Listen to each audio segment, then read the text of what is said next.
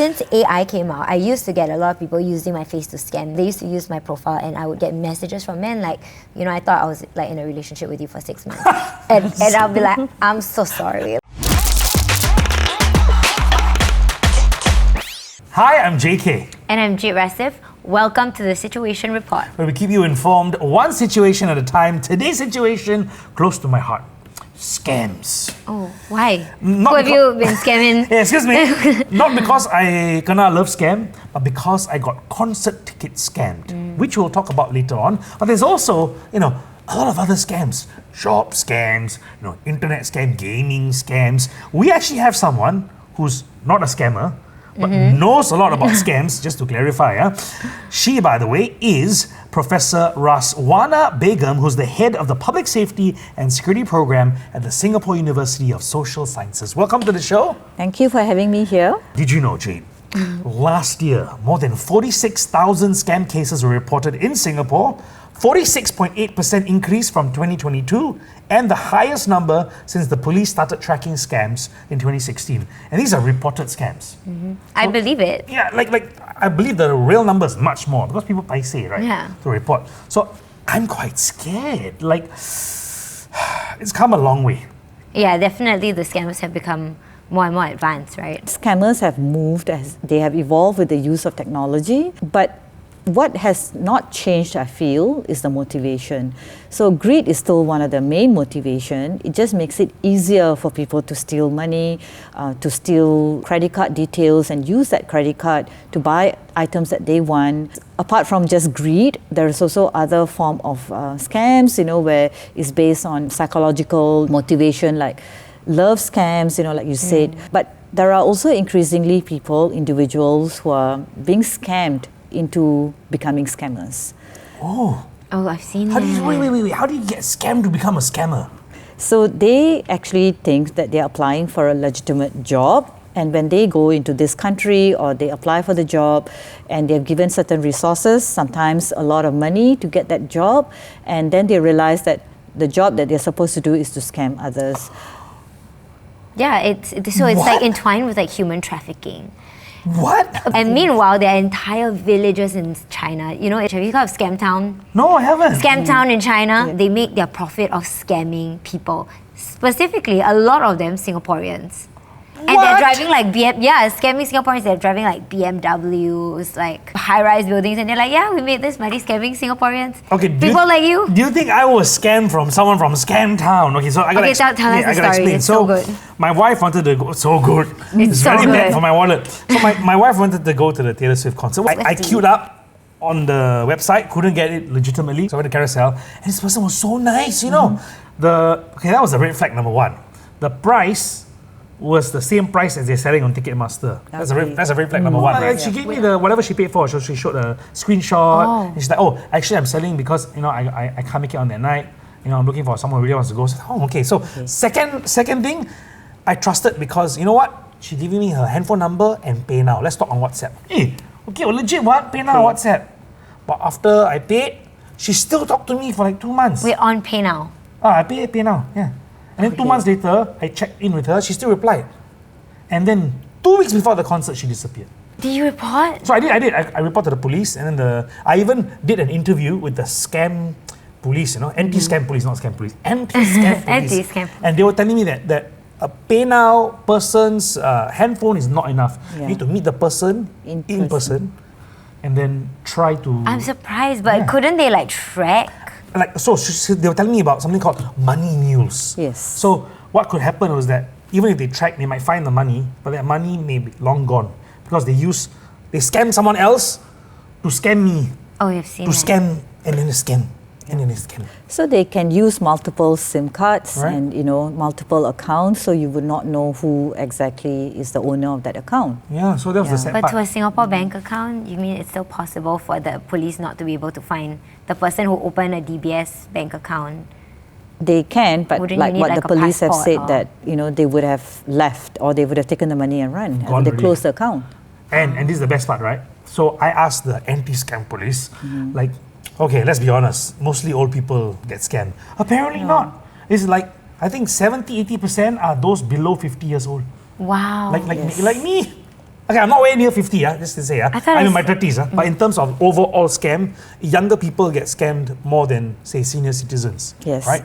Yeah. So why is that so? Is it because of, like, what do you think? Because you're young and you feel that you know that this is how you can do the transactions. You've been using PayNow, PayLah, and all of those things. You feel that it's safe for me to do so. Yeah. A lot of young people think like you, right? When you look at the elderly, they're already very afraid sometimes to. They don't even know how to use the PayNow, PayLah. So in that kind of situation, then likelihood of them getting scammed is much lower. The younger generation, they have a lot more accessibility to many different types of app. They download those apps, and some of those apps would carry certain virus, or maybe some of you may use the same password, and then you kind of end up just by using your Instagram account, they are able to get into all your other accounts, including your bank account. They're getting so advanced. Do you know, like, some of the scams right now are so advanced that they can't even be detected. So I received a phishing email, and it was the email spoofed singpost.com. So when you look at the ad, it was actually from @singpost.com. Wow. I always check to see who sent it, and I double check it was @singpost.com. So I was like, this can't be real. So I click the link on a because I actually have a burner phone. Yeah. Oh, So I burner click, phone. I can click my link on. I go to the link on burner phone, Nigerian portal. So then I reported to the police, and the police are like, we didn't even know this could happen. Yeah. We did not know Oh that my they goodness. could do this. I want to ask you about psychology. The psychology factor in scams. Okay, so the scammers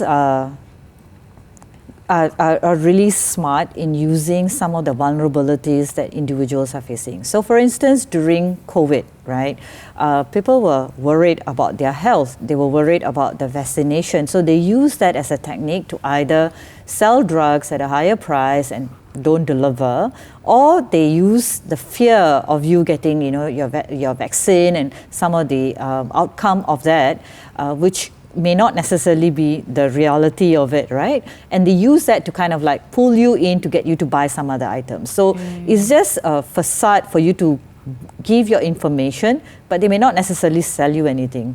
So that's one aspect, right? Health scare. So they're very current.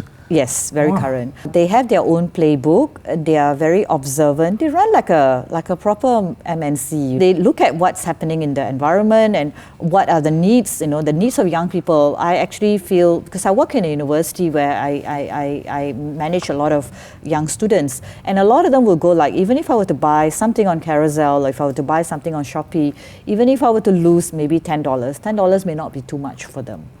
Because they are getting the money from their parents, or maybe they just look at it as maybe it's a one-off thing, not knowing that this could be happening on a regular basis. And how often do they check their account? How often do they check their credit card bills? And one of the situations that I faced was recently I was in Scotland, and when I came back, I got a message in my phone, like from the credit card, saying that someone bought petrol in Ukraine.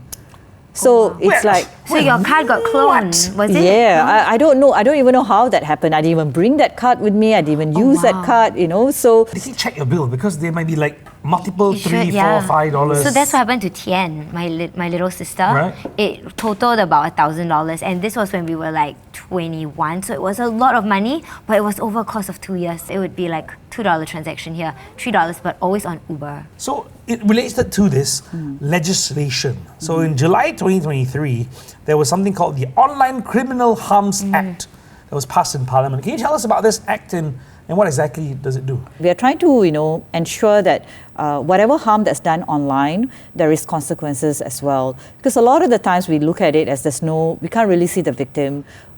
We don't really see the harm that's being done to the victim. So I guess the Online Criminal Harm Act actually allows you to kind of take responsibility for every individual to kind of come in together to prevent harm from taking place online. So you mentioned earlier that greed might not always be the motive, but if not greed, then what is it? Okay, so this is my theory, looking at the different types of offenders and offences that are taking place, what I would call a new age crime, I think some of these individuals could also be doing it as a form of gaming. They may look at it as thrill. The more people I scam, the more thrill I get. People will make stuff up to bridge that cognitive dissonance. It's not greed, it's survival for them already. So they're committing crimes for survival, not for greed. Wow. And I guess there will be some people always, the Robin Hood, like, oh, look at these rich Singaporeans.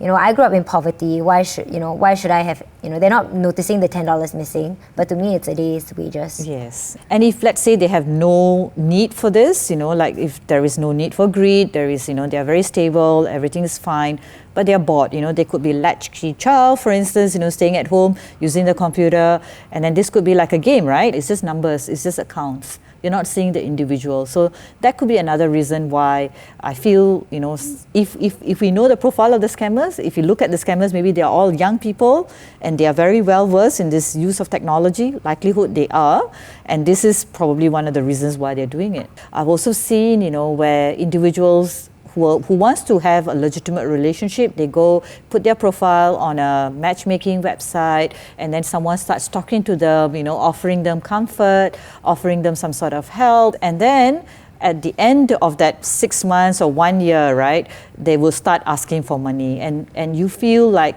oh, this person has helped me so much, he's willing to come down and see me, he has helped me go through this whole difficult period where I had to get through this divorce. I would like to, kind of pay him back. Maybe now women are a little bit more, or even male are a bit more cautious because of this, legitimate, matchmaking agencies and all that. Even then, now the issue really is you don't even need an individual. You don't even need someone from Nigeria to do the scamming. It can just be a AI. Just AI, Yeah. AI can because scam you that- too? It doesn't have to be a person. It feel so could be a stressed. machine scamming you. Yeah. I feel so stressed. Since AI came out, I used to get a lot of people using my face to scam, but they used to use my profile, and I would get messages from men like, I thought I was like in a relationship with you for 6 months, and I'll be like, I'm so sorry, like yeah. But now they don't use your photos, they use AI. No, they just use AI. Right. There is a lot of emotional attachment to a relationship that may not be real. So I think this is where victims really need to come forward. But usually it's difficult because they do not want to share how silly they've been, or how stupid it was, the whole thing. And unfortunately, there are still victims who really think that that particular relationship was real. Even though the police, the banks, are telling them, no, that's not real, this is not true, this is fake, we have tracked everything, we know that this person doesn't exist. That's where it becomes really sad when someone is so lonely and could be in some sort of, depressed situation. They may look at it as, I wish the police didn't tell me that this is not real. There was a woman who got a little violent, I remember, not violent, but just very violent in terms of pushback. The police were at her house saying like, ma'am, you're getting scammed right now. In Singapore? Yeah, and she's like messaging the police, and then she's still messaging the scammer like, the police are here telling me it's a scam. And she's like, the police are lying to you. Yeah. Tell them to go away. Apparently the police were at her house for 2 hours. Yeah. What? Telling her like, no, this is a scam. Poor lady. Yes. You imagine that kind of loneliness and Yes. hope, that hope. Yeah. And with that, we'd like to thank Professor Razwana Begum, the head of the Public Safety and Security Program at SUSS, for sharing your research on scammers. We are looking at you now. We know. Hey, but don't scam us, please. And always remember, if you think it's suspicious, it probably is. Remember what the Singapore Police says? Spot the signs, stop the crime. And that wraps up today's episode of The Situation Report. Where we keep you informed one situation at a time. My name is JK. And I'm Jade Rasif. See you next episode.